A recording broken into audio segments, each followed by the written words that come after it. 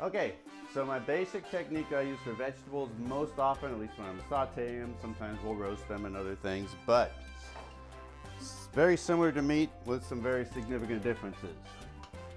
First, the similarity is we put the pan on. This time I'm using my non-stick pan.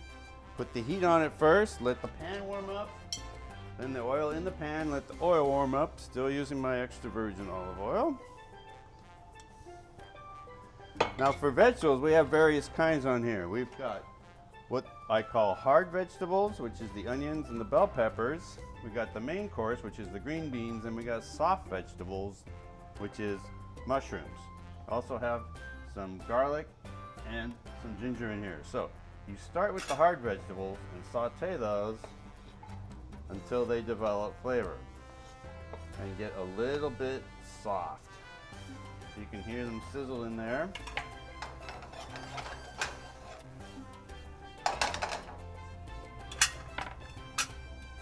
Got my favorite tool again. Just saute that on. You want to keep cooking those until the onion starts to brown just a little. It becomes what they call translucent. In other words, you can kind of start to see it get a little bit clear. And then once you've gotten there, you add your garlic, and in this case I'll have a little bit of ginger with it too. Amazing antioxidant stuff, anti-inflammatory. But you don't do those at the same time, because if you put these in right away while those are getting softened and translucent, these will overcook, because these only take seconds. That'll take a couple minutes. So in they go.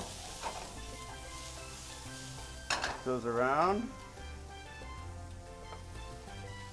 Your soft vegetables, your main course. Get that all mixed up together. Now I season it. A little bit of salt. You don't need much to get lots of extra flavor. I like a lot of pepper, not everybody does, so it's up to you. Get that mixed up. And here's where a lot of times I will again use a little bit of my stock. In this case, you can use vegetable stock if you don't want to mix your meat with your veggies. And just let that finish doing the cooking.